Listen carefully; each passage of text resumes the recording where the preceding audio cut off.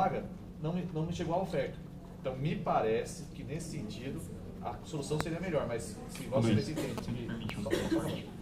entende que isso está dentro dos atributos da administração e que essa é a melhor solução, é uma decisão a ser tomada e que cada um que tome as decisões que deve tomá-la. Mas é o que eu acho de sugestão. Você me permite só uma parte? Porque assim, em tese, pelas regras dos itinerantes, dentro da mesma macro-região, eles poderiam ser alterados de qualquer forma, porque não há um critério, não há um critério objetivo para você destinar os itinerantes. Não. Esse ato é para alteração de macro-região. Não está escrito isso aí. Então, deixa eu só... Não, o caput é Luiz, então, porque assim, em tese, ele pode ser designado para qualquer cargo dentre aqueles dos itinerantes. O que aconteceu, me parece, foi que no momento da escolha da remoção anterior, quando eles escolheram o cargo de itinerante, eles escolheram o cargo de itinerante sabendo que era defensor público geral, sabendo que era assessor criminal, sabendo que era assessor civil. Então, primeiro, respeitou-se essa escolha e o itinerante acompanhou o seu espelho. Acontece que 11 itinerantes ficaram fora. E aí, mas aí esses 11, eles poderiam ser designados para qualquer lugar, dentro da mesma macro-região, respeitando as regras da itinerância. Quais são as regras da itinerância? Primeiro, afastamento perene para administração. Segundo, afastamentos não eventuais e afastamentos eventuais. Então, em tese, a administração poderia designar o itinerante para qualquer local. O que aconteceu com relação aos 11, e parece que foi a forma mais acertada, é respeitar o quê? A antiguidade. Ou seja, chegou-se num critério objetivo onde a deliberação não falou. A deliberação não dispõe nada. Então, assim, a administração, para evitar ter essa sensação de pessoalidade na hora de designar os itinerantes, observou-se um critério objetivo. Eu nem mencionei que, na minha opinião, a decisão foi pessoal ou não. Não, eu sei, mas poderia chegar nessa interpretação. Só acho que é o seguinte, o ato, pelo que está escrito no ato, ele não limita o novo ato e a aprovação do Conselho somente a modificação de macro-região. É só os senhores lerem o caput e o parágrafo. Posso fazer só uma parte, Luiz, rapidinho? Essa Deixa eu alteração... passar a palavra para você, passar a palavra. Nós temos aqui algumas intercorrências em relação à remoção. A gente pode voltar. O Luiz Eduardo fez uma proposição para debater sobre a conveniência de realizar a remoção hoje. Nós temos aqui uma outra situação que vamos ter que analisar. E tem esse debate sobre itinerantes. A gente faz a rodada dos conselheiros e aí podemos rapidamente, lembrando, senão a gente não vai entrar em nenhum ponto alto, resolvemos essas questões relacionadas à remoção. Não, eu só... Não vai seguir a inscrição? Vai seguir a inscrição. Não, vai seguir a inscrição, mas aqui eu cortei sua palavra. Não, daí eu vou obedecer, eu Ok. vou falar sobre esse tema. Tá bom. Deixa eu ver aqui. Conselheiro Rafael Bessa. Bom, só uma observação com relação ao formulário que foi apresentado pelo Patrick no núcleo de situação carcerária.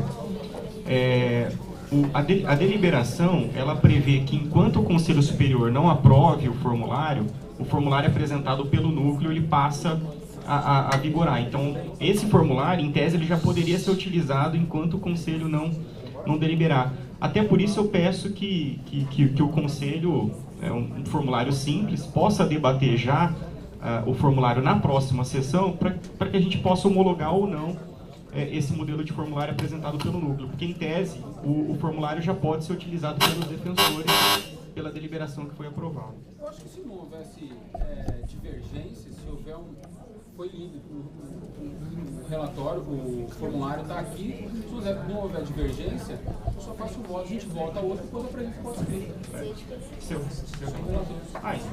Não tem problema nenhum, porque é bom que eles já estavam aqui, já apresentaram, já leram. É um mero formulário, embora é importante. Eu acho que daria para a gente fazer isso. Eu não me oponho.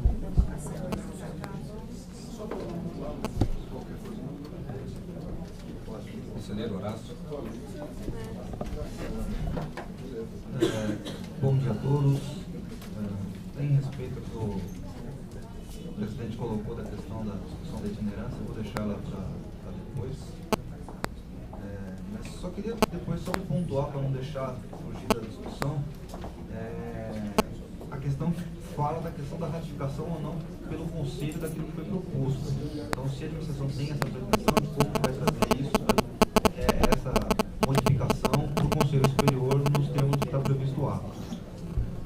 Eu queria aqui saudar o Patrick, e não só o Patrick, mas toda a equipe do Núcleo de Situação Carcerária, dos núcleos em geral, pelo trabalho com os presos provisórios. Pedi até para mandar o meu sentimento pela dedicação que a Michele também exerce em todo esse trabalho na Secretaria dos Núcleos. Eu sei que desde que eu estava lá com o núcleo ainda na Liberdade 32, eu já acompanhava o trabalho de vocês, a discussão, o atendimento das mulheres presas, a dedicação da equipe. Então, os meus parabéns aí por todo o trabalho realizado por vocês e por todos os núcleos. Queria aproveitar também para saudar aí a primeira participação do nosso novo ouvidor-geral, com quem temos o prazer aí de compartilhar, e teremos 2 anos pela frente aí a Ouvidoria-Geral. É uma instituição importante, faz parte da Defensoria Pública, mas fazendo parte sem perder essa independência e essa forma de atuação voltado aos interesses do usuário.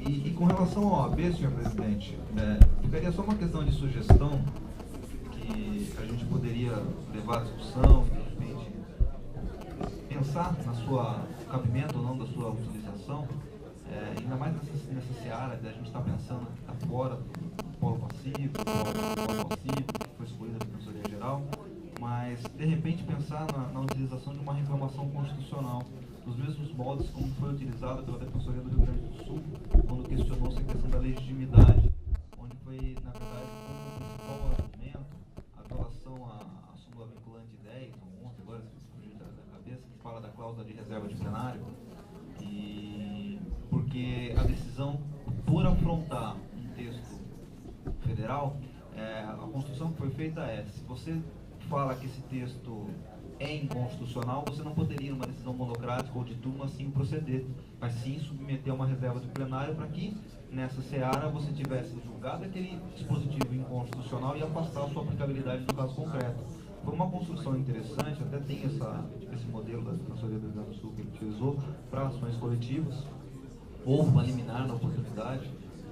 Então, de repente, uma estratégia pensando no Supremo Tribunal Federal de uma forma de atuar, até porque a reclamação tem natureza de ação constitucional. Então, não dependeria de requisitos recursais aí, de legitimidade, de interesse recursal. Então, uma questão para a gente estudar e, de repente, pensar se seria o caso para a gente trabalhar. Na verdade, acho que tem que considerar essa opção mesmo. Isso vai ser considerado. A única questão nessa opção da reclamação contra a súmula 10 é porque a súmula 10 ela fala em afastamento da eficácia de uma norma constitucional por órgão infracionário de tribunal. E a decisão que nós temos é uma decisão monocrática. Eu acho que, não sei, precisamos ver se há ou não essa possibilidade, mas o correto nesse caso seria esperar a decisão do agravo. Se eles não enviarem para uma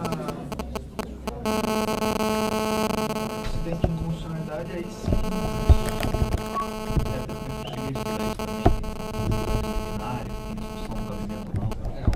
O Miragaia utilizou esse instrumento de reclamação também neste caso da inscrição, foi bem sucedido, mas era decisão do órgão fracionário.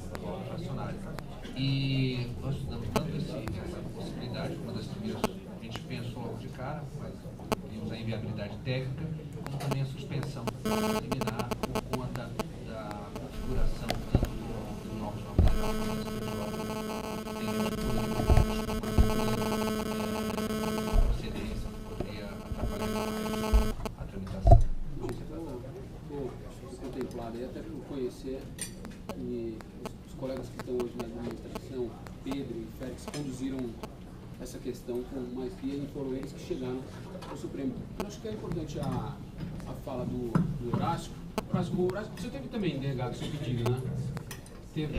Na verdade, o pedido de cancelamento foi negado. E qual foi o recurso que você fez? Eu guardei a PADEP, a ação da PADEP. porque teve mandado de segurança. Porque né? às vezes tem algum argumento que ele tivesse que poderia acrescentar. Eu acabei não recorrendo. Não recorreu. Tá negativo. Até porque na Assembleia da PADEP já tinha tido esse entendimento para evitar a judicialização individual. Mas o PADEP judicializou. Coletivamente. Coletivamente.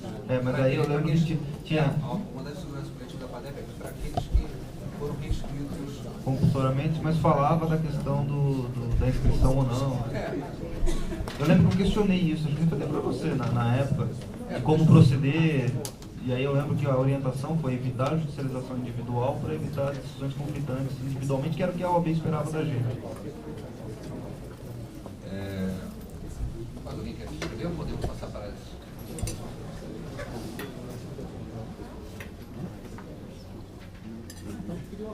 Augusto. Sou a coordenadora do Núcleo de Combate à Discriminação, a Vanessa. Vanessa, eu queria te fazer 3 perguntas rápidas sobre essa questão da ficha de padronizada de atendimento e a inclusão do ponto 2, cor ou raça por autodeclaração. Primeiro, se o núcleo já tem algum projeto pronto com uma metodologia nem tanto, mas com um objetivo para a coleta desses dados, o que vai ser feito. Segundo, se o núcleo também já discutiu com a DAP, com a assessoria criminal e eventualmente com o NESC, de que forma esses dados coletados vão chegar até vocês, para que não haja uma perda desses dados, né? O defensor pega o DAP e encaminha para o defensor natural e acabe sem ser coletado e o dado se torna inócuo. E terceiro, tem um aspecto mais normativo, porque o artigo 3º da deliberação 297, que trata do ato, ou da ficha padronizada, ele remete aos objetivos estabelecidos no artigo 1º. E os objetivos no artigo 1º não prevê coleta de dados para pesquisas sociais, impacto social ou socioeconômico. Se isso também poderia, a princípio tem esse impacto normativo também, isso também já foi discutido entre você e o NESC e também a assessoria criminal.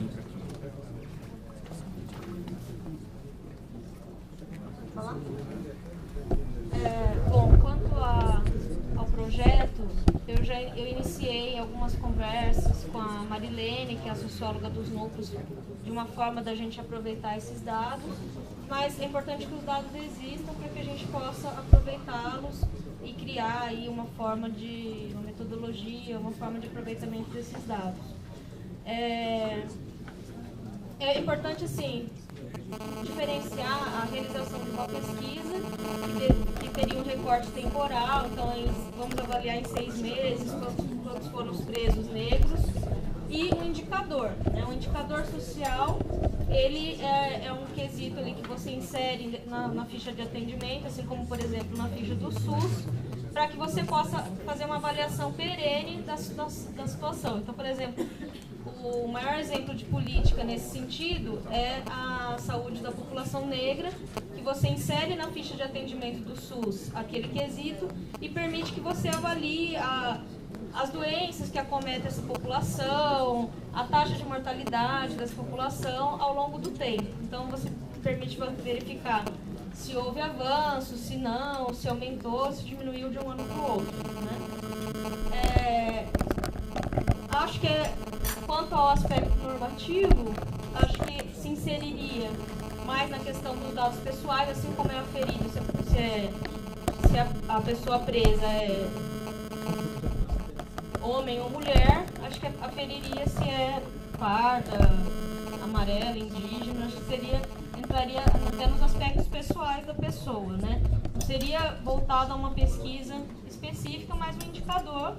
E esse dado ele já está inserido em outras fichas de atendimento, como por exemplo os moradores de rua, as mulheres encarceradas, né? Já tinha a previsão desse dado. Já conversei com o Bruno ontem, né? Há a possibilidade de separar esses dados e aí enviar com uma periodicidade para o núcleo esses dados, mensal, bimestral. Aí vai ser avaliado qual seria essa periodicidade melhor, para que também a DAP não fique assoberbada, tendo que repassar esses dados. Mais algum conselheiro?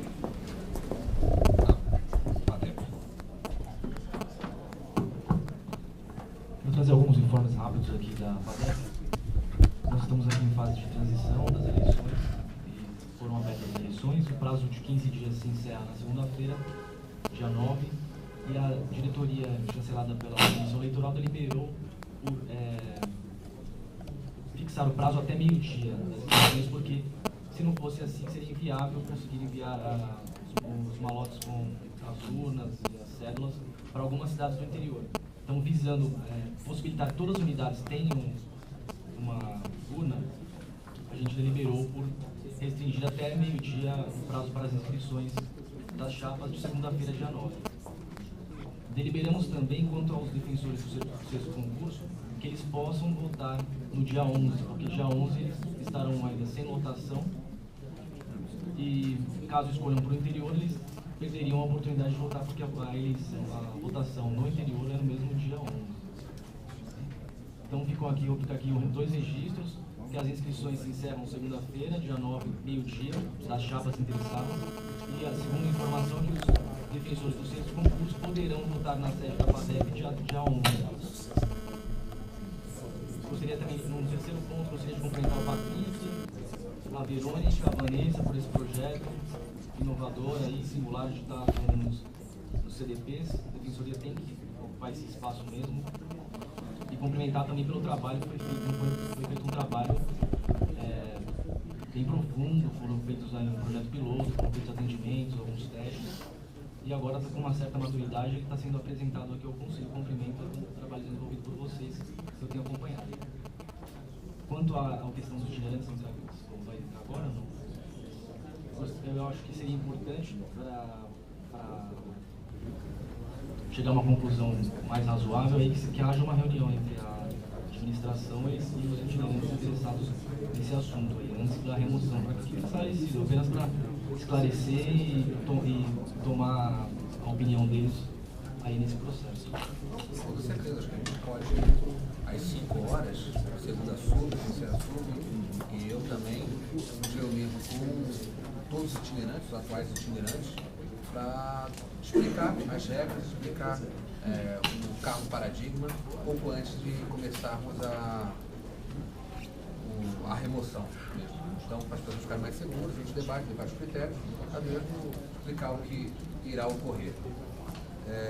Então, antes de entrarmos no debate sobre as intercorrências, sobre a remoção, eu vou destacar alguns processos que temos que analisar hoje. Eu queria que algum dos conselheiros também indicasse se algum processo tem que ser apreciado hoje,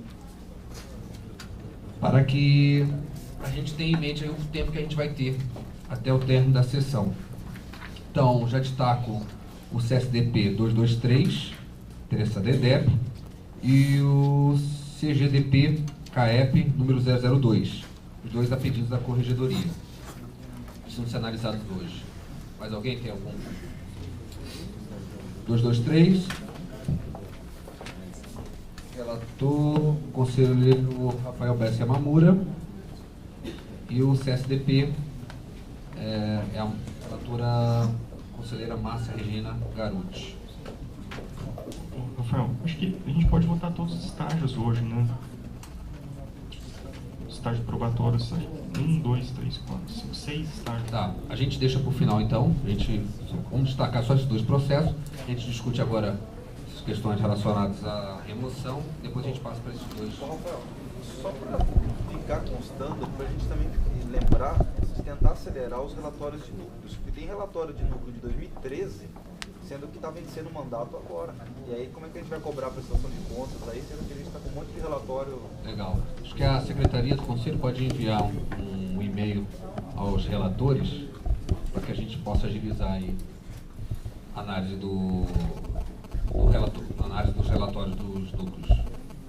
Então, em relação à remoção, um aspecto levantado pelo Edu foi sobre a conveniência de realizarmos hoje a remoção por conta de todo o caos que está na cidade, né? A gente pode estender, o Bruno Napolitano falou, começarmos um pouco mais tarde. Eu acho que muita gente já está vindo para a cidade, muita gente já se planejou para estar aqui hoje, então a gente pode analisar esse ponto. Outra questão que temos que levantar é o debate sobre o regime de itinerância, e também tivemos um e-mail aqui enviado pela defensora pública Priscila Simara, onde ela encaminhou à Secretaria do Conselho um pedido de inscrição e a Secretaria interpretou que era um pedido dela de inscrição.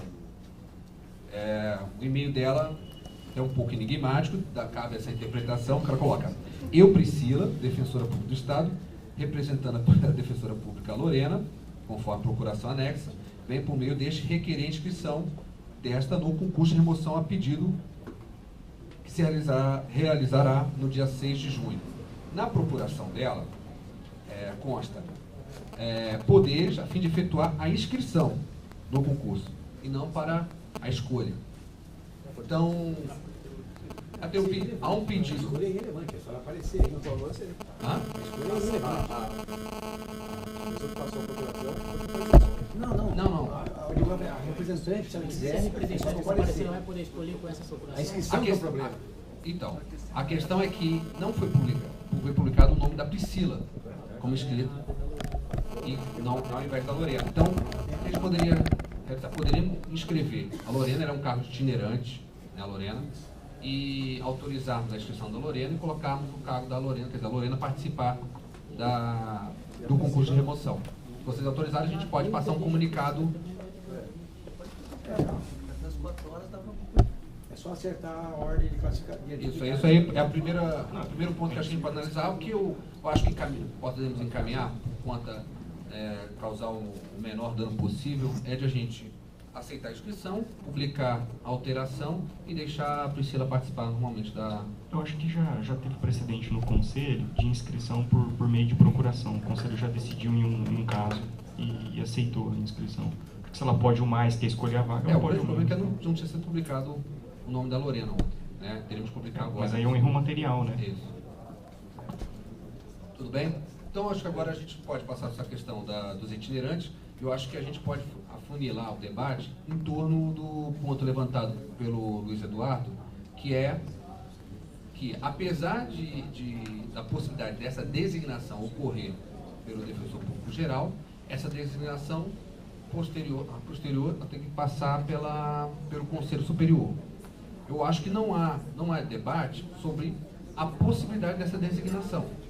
Né? Como falou assim, essa designação, como bem lembrou o Bruno Napolitano, não há um cargo vago, não havia remoção do cargo vago, havia possibilidade de designação, e o Bruno falou, dentro dos critérios de designação, eu vou utilizar, como um caso aqui excepcional, temos 11 cargos necessitando de um defensor para realizar a substituição, vamos utilizar o mais antigo, que o mais antigo vai poder escolher, depois você vai ter, vai lá colocar a disponibilidade desses cargos e depois efetivarmos. O que a gente vai debater aqui, acho que o presidente colocou, é o seguinte: essa ratificação pelo Conselho Superior dessa designação e se houve alguma ilegalidade nessa designação, nesse critério utilizado pela Defensoria Pública Geral.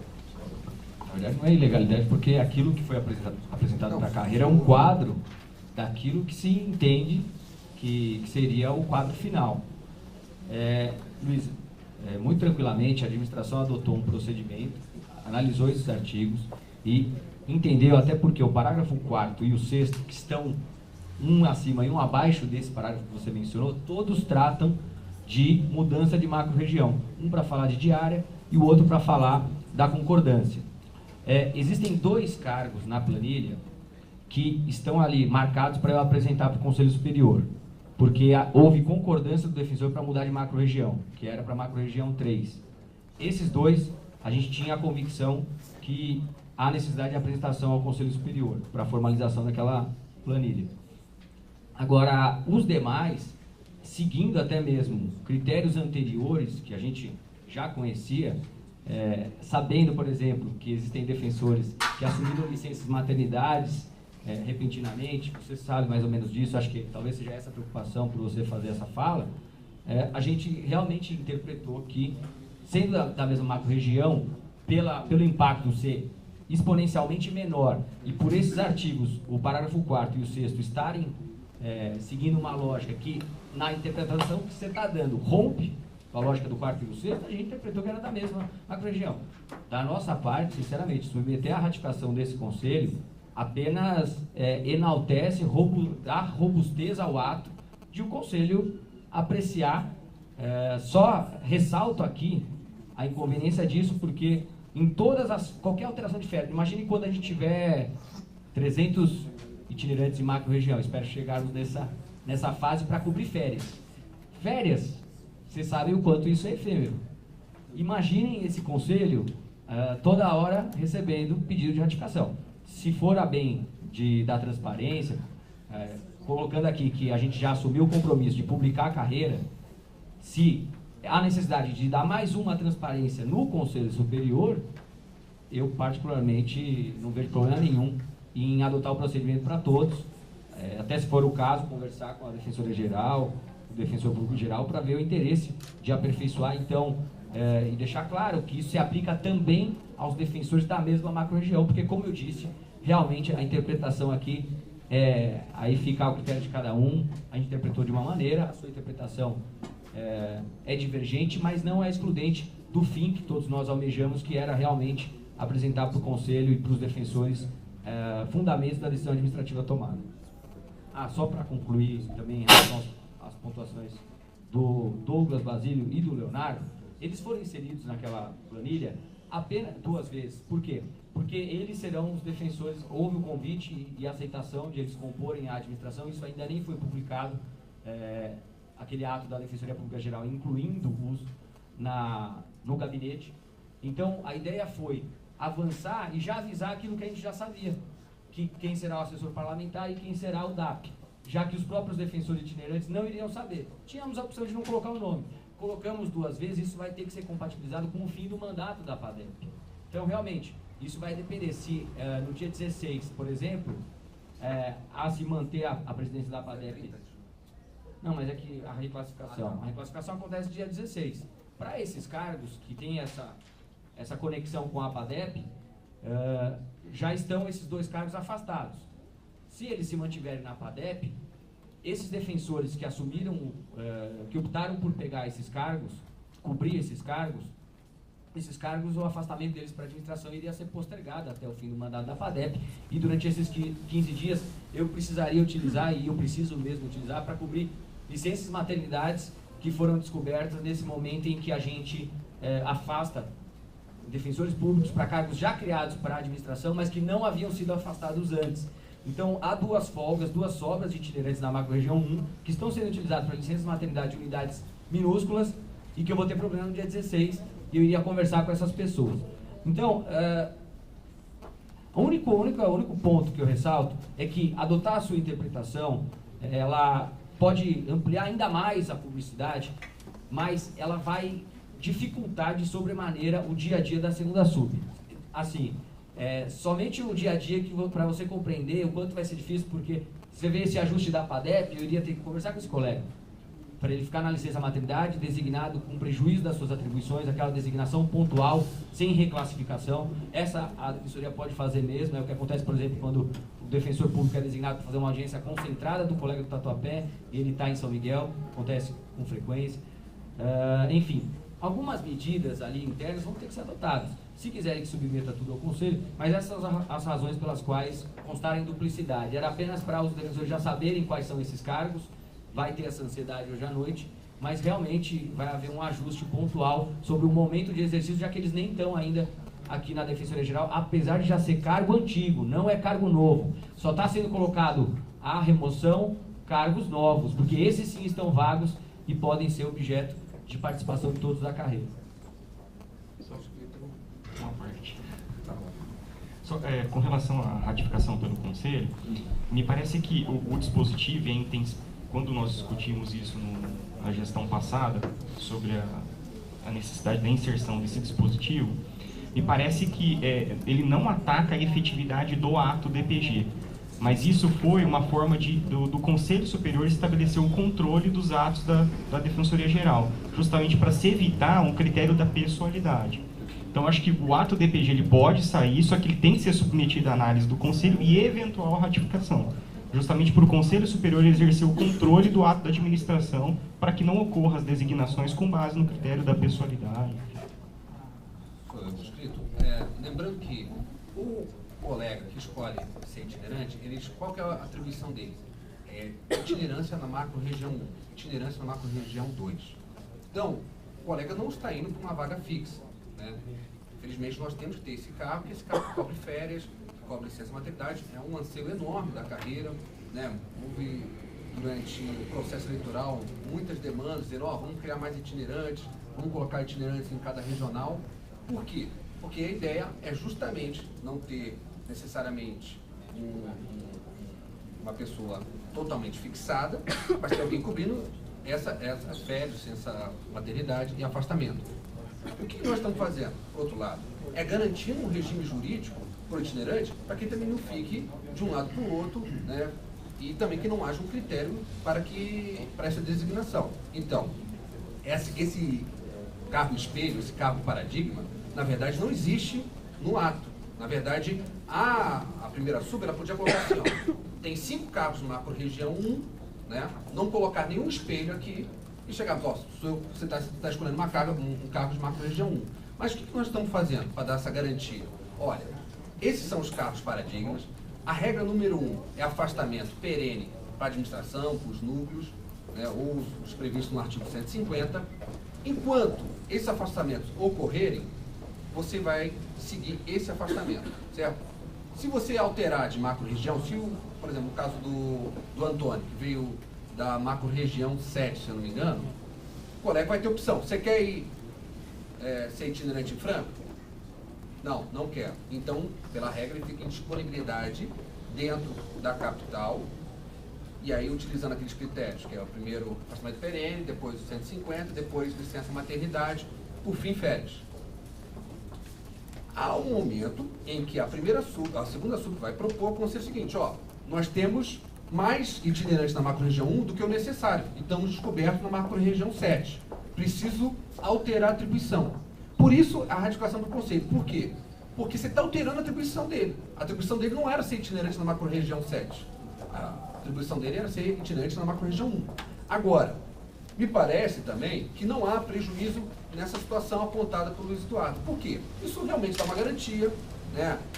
Hoje a administração está fazendo isso, né? E isso já foi um avanço, porque não havia regra nenhuma, ninguém sabia quais eram as designações. Inclusive, nós tínhamos 5 defensores que não tinham nenhum paradigma, né? Não é que a pessoa estava ligando o cargo, esse cargo retornou ou alterou de macro-região. Não tinham paradigmas. Hoje, fizemos questão de dar publicidade a todos os cargos paradigma e o colega tem a possibilidade de analisar. Não, eu acho melhor me tornar itinerante do cargo paradigma do núcleo de direitos humanos, que a possibilidade vai iniciar o mandato agora, são 2 anos. O outro vai falar, não, está se encerrando o mandato. E essa análise, eu acho que dá uma maior segurança para os defensores públicos. E, conforme o pedido da PADEP, hoje, um pouco antes, mais 5 horas da tarde, temos uma reunião com os itinerantes, com a segunda sub, explicando todos os cargos, explicando qual será o regime jurídico e dando publicidade a todos os cargos paradigma. Hoje, todos os cargos, se não me engano, né, todos os defensores públicos itinerantes têm um cargo paradigma. Não há nenhum sem um cargo paradigma.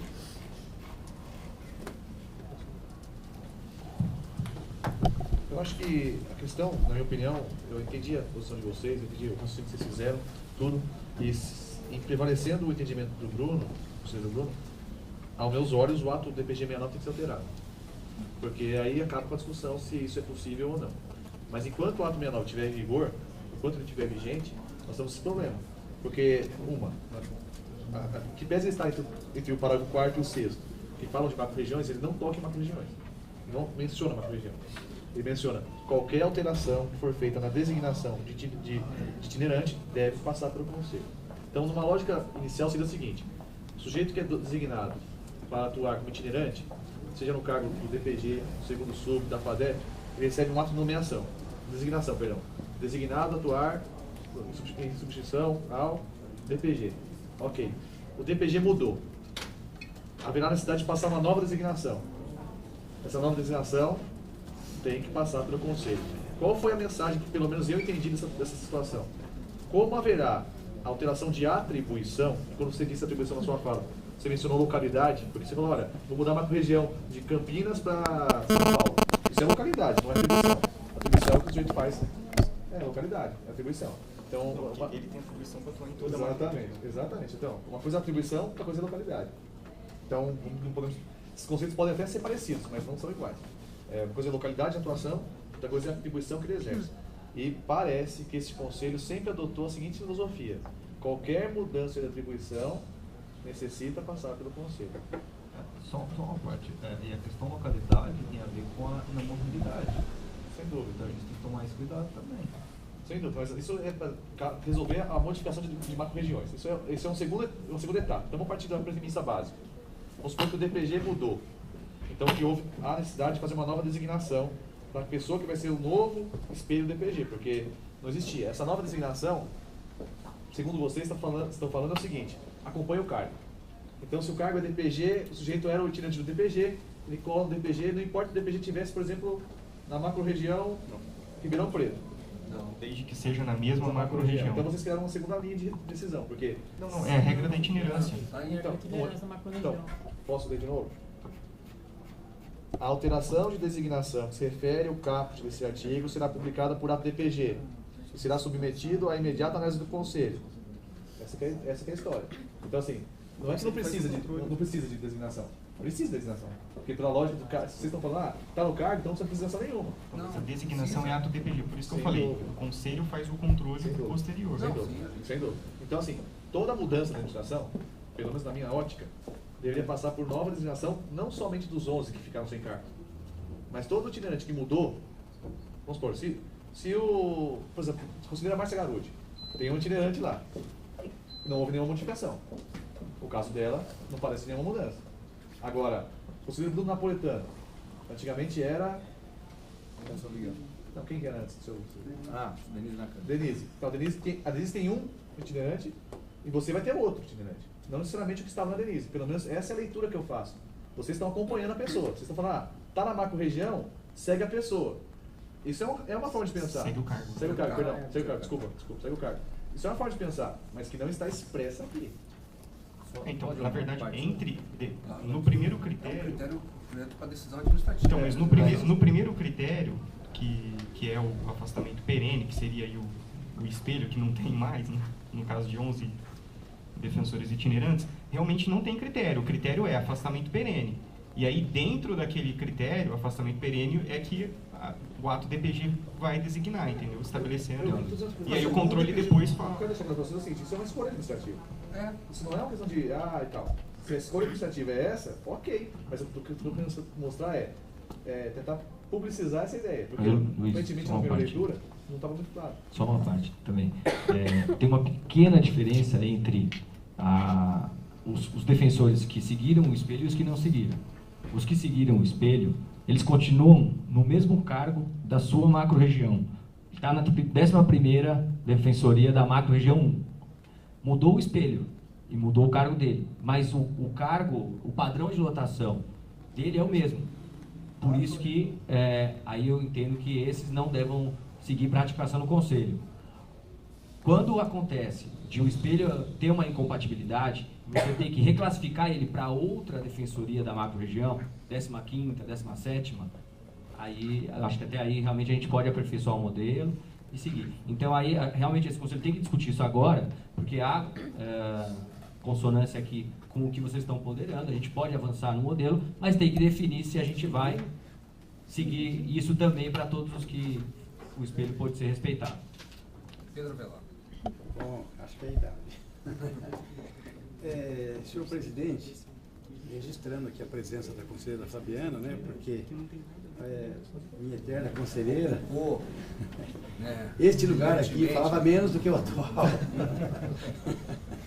Eu queria tentar encaminhar a coisa para uma questão compositiva, de solução. Quero até dizer que, de minha parte, até com esse intento que eu quero aí, aqui apresentar, também de minha parte eu estou descontente, porque eu encaminhei uma mensagem, na minha época a gente usava a mensageria oficial como algo oficial. Então era uma questão de ordem, era uma questão propositiva, não era nem propositiva, era de ordem, do que eu entendia ser uma incorreção, e ainda entendo.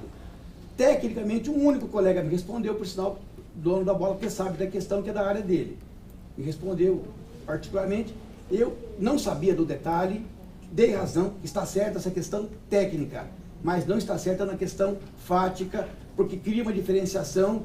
Isso eu falarei, mas eu me contento nesse aspecto, até porque eu estou propondo solução, de deixar essa questão para lá, e eu, evidentemente, se mantenho essa minha postura, vou apresentar proposta de alteração de atribuição, que ainda que a antipática possa aparecer, porque ela está refletindo uma desigualdade. Mas essa é outra questão. Deixa para lá, já passou. Então, nesse intento, para a solução aqui agora, tecnicamente falando, eu mal sei o que é espelho, na verdade. Eu teria que estudar tanto aqui essa questão apresentada aqui, desses atos DPG, a gente iria, aparentemente, o que o conselheiro Luiz aqui, Eduardo, fala, é impecável. Aliás, se formos nos atermos aos termos técnicos, não podia ter remoção hoje, porque o mero fato de ter sido publicado o Diário Oficial de hoje, aqui a nova lista para remoção, e porque ela pressupõe o princípio da publicidade, que não se dirige só ao defensor interessado, e sim a toda a sociedade, qualquer interessado tem que saber disso, por isso que ela é publicada. Então, tecnicamente, não tinha sentido ser realizada hoje, porque qualquer interessado da sociedade poderia impugnar isso, tecnicamente. Mas eu estou aqui há vários anos, é a quinto ou sexto concurso que acontece porque não tem jeito. As coisas são complexas mesmo. É possível que haja aí, não se seguir nessa questão. Se seguir a questão técnica, os novos vão subir quando? Não sei. Então, ou seja, nessa atual conjuntura, se há uma incorreção ou outra aí técnica que possa, apesar de que a questão é DPG, né? A gente já começou tudo errado porque passa dentro do conselho, mas não é errado. É um sistema que se adotou, não é muito bom. Mas, em vista disso, eu queria dizer que está tudo bem, eu vi a proposta, havia um erro que foi corrigido, outra questão que é técnica, se fosse levar a sério, não podia ter remoção hoje por essa correção aí, mas enfim, apesar que é um erro material só, né? Mas foi uma outra correção feita, de acordo, nada a ver. Agora, eu fiquei muito contente com a exposição do conselheiro Bruno, que está dominando esse tema realmente, na sua parte inicial. Foi tranquila, ou seja, talvez eu não sei se seria o ideal aquele critério da antiguidade naqueles 11, não sei, e sim o da proximidade da área, mas eu não sei, está a par disso, está dentro dessa área, está sabendo, está com a proposta. Então, em tese, eu queria de minha parte, independentemente da questão técnica, que eu também tenho uma questão que eu discordo, mas dizer que está tudo bem, que eu concordo, endosso, eu gostaria que a gente, de minha parte pelo menos, né, caminhasse, independentemente dessas questões, quem sabe para revisão de atos futuros, né? Nesse momento aderir a ela, entender-se que se o trânsito permitir, mas todos já sabem que está ruim, né? As pessoas compareçam aí à tarde. Eu sei que tem uma colega de Aracatuba viajando para cá agora, está em viagem, por causa da remoção, né? E, enfim, isso daqui possibilitará também, sem qualquer alteração, aí a questão depois da escolha, né, de vagas também. Eu acho que de minha parte, independentemente de outras questões técnicas que são, eu acho que procedentes, mas quem sabe para um próximo momento a gente pudesse caminhar, concluir, aprovar essa questão e partirmos para a remoção hoje à noite mesmo. Só para, então, vou submeter o encaminhamento do conselheiro Pedro Avelar, fazendo um acréscimo de, primeiro, apesar dessas intercorrências, lembrando que fizemos aqui um esforço, claro, todas as observações são muito pertinentes, realmente, né, se a gente tivesse maior tempo, acho que poderíamos dar uma maior possibilidade de apreciação, tentamos colocar, cadê o outro? Para analisarmos ponto a ponto, dar mais tempo. Eu acho que diante de todo esse cenário, né, me associando ao encaminhamento do conselheiro Pedro Avelar, eu colocaria primeiro, de realizarmos hoje, né, a remoção, mas monitorando a segunda e terceira sub, a possibilidade, junto com a primeira sub que está ocorrendo na cidade, de eventual intercorrência, às vezes há uma impossibilidade realmente das pessoas chegarem aqui na Boa Vista 150, e a gente monitorar isso. Colocarmos o horário para 6h30, né, são 5h30, começarmos 6h30. Não, só definir no horário, se tiver tudo certo, não, mas a gente já pode deixar, acho que porque, por conta de toda a dificuldade, os colegas que hoje estão em atuação vão ter dificuldade para chegar aqui no centro. Você pode publicar aqui no horário, que haverá um tempo de espera, né? Aí mantendo o horário. Mas a gente colocar um comunicado que a gente vai dar aí uma hora de tolerância, parece razoável. Por outro lado, também aqui, vendo a questão apresentada pelo conselheiro Luiz Eduardo, de, apesar de ser um ato DPG e esse ato DPG poder ser alterado pelo próprio defensor geral, mas como ele mesmo resolveu limitar, né, a sua possibilidade de livre designação, levando a apreciação ao conselho, por conta dessa apreciação aqui, né, até para a gente fazer uma composição, essas designações serem encaminhadas para a segunda sub e terceira sub para apreciação do Conselho Superior. Todas aquelas designações que foram realizadas, né, elas serem encaminhadas ao Conselho Superior, e acho que podemos até distribuir em um processo único, para análise única, né, e aí o relator pode fazer algum destaque que ele achar invocado, mas passar aqui pelo Conselho Superior até que a gente reveja aqui eu acho que a gente pode também, em comum acordo com os conselheiros, ver aquilo que é o mais conveniente para esse ato DPG. Mas, por conta dessa interpretação, parece uma interpretação plausível, a gente dá esse encaminhamento e depois, aqui no Conselho Superior, em consenso, a gente discute, aprimora esse ato. Lembrando novamente que o intuito dessa designação, o intuito da transparência desse caso paradigma foi dar segurança, foi dizer, é isso que irá ocorrer. Até mesmo ligamos para os núcleos, saber, quem você vai chamar para terceiro, o que você está pensando, para que o colega possa ter a mínima possibilidade de se preparar e escolher um cargo para onde vai ficar, onde vai continuar como itinerante. E a questão da Priscila já foi apreciada. Tem mais algum tema em relação a... Posso também... Mas lembrando que estamos em encaminhamento. Eu tenho até uma sugestão um pouco mais célere para a gente poder resolver isso. Como tem a coincidência dessa transição com a remoção, que eu volto a falar, que é uma coincidência, porque no dia a dia as transições, as trocas de itinerantes vão acontecer sem qualquer correlação com a remoção, a gente poderia fazer a ratificação. Eu já imprimi aqui, já providenciei o ofício ao Conselho, autuas, e o Conselho se manifesta. Sobre a planilha foi enviada ontem. O único ponto que eu queria que a gente discutisse mesmo é se vai apreciar a ratificação, inclusive quando há mera observância do espelho, ou seja, ele se manteve na 11ª e só mudou de atribuições, porque o espelho, o cargo paradigma, alterou.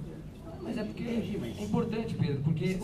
Então, mas a gente vai ratificar ou não? Então, apresenta a planilha inteira. Qual que é o encaminhamento? Minha parte, se for discutir essa questão, por exemplo, ele tem argumentos técnicos que eu até acho ponderados. Aí vai longe, né? Discutir a ratificação da lista do ato do DPG? Não, eu estou dizendo do espelho, a questão que você... Não, mas rapidamente, porque se ele insistir nesse ponto, eu apresento a planilha inteira. E a gente depois interpreta se realmente é imprescindível. Agora, se pudermos apresentar só os 11 nomes, por entender que não há alteração de reclassificação... Tá bem, tá certo. Nós vamos discutir os critérios. Porque o concurso de remoção é hoje à noite. Como o concurso é hoje à noite, deixar para votar isso na semana que vem, eu acho que é desnecessário, se a gente pode fazer isso imediatamente. O requerimento é muito simples, é uma mera chancela, não é óbvio que o Conselho pode discordar e apontar eventual vício, mas é uma chancela que pode ser apreciada nesse momento, então todo mundo capacitado, salvo o melhor juízo do assunto. Então, também aí acrescentando essa observação do conselheiro Bruno Napolitano, de colocarmos para a ratificação do Conselho e desde já ratificarmos a lista apresentada pela segunda subdefensoria e a terceira subdefensoria, conforme as explicações dadas aqui no Conselho Superior. Então, com todos aqui esclarecidos sobre o encaminhamento, certo? E aqui vou começar... Aqui não, o ato não foi publicado. Vou submeter uma minuta do ato do PG. Tem uma alteração também. Aqueles que concordam com o encaminhamento, permaneçam como estão. Aprovado. Então, a Secretaria faz as anotações. E agora a gente passa para a apreciação dos processos. Deixa eu encontrar aqui. Foi o material. Foi no lugar do Mário. CSDP 223/2014, interessada EDEP, assunto pedido de afastamento para participação do curso Direitos Sexuais e Reprodutivos das Mulheres com Deficiência no dia 11 de junho de 2014, relatora, conselheira, corregedora-geral, Márcia Regina Garuti. Com a palavra.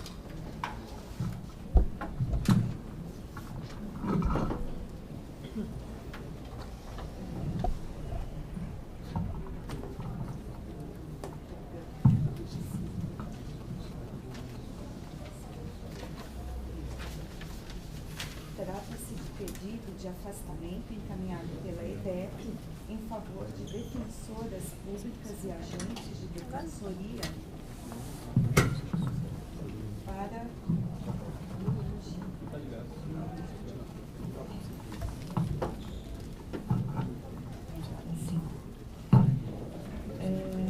trata-se de pedido de afastamento encaminhado pela EDEP em favor de defensoras públicas e agentes de defensoria para participarem do seminário acima mencionado, que se realizará no dia 11 de junho de 2014, no auditório da Defensoria Pública situado na Rua Boa Vista 200.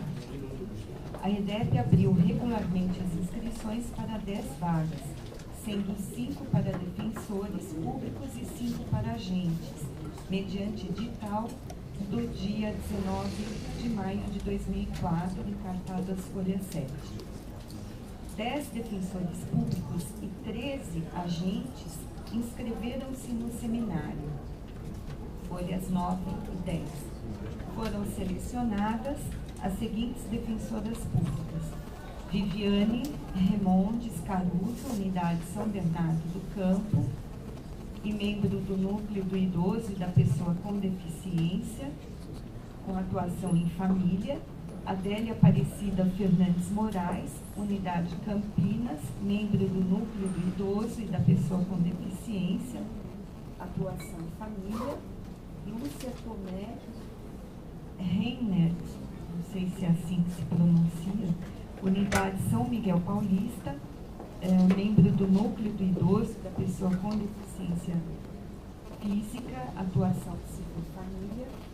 Melissa Cristino de Castro dos Santos, Unidade Araçatuba, atuação família, fazenda e cível.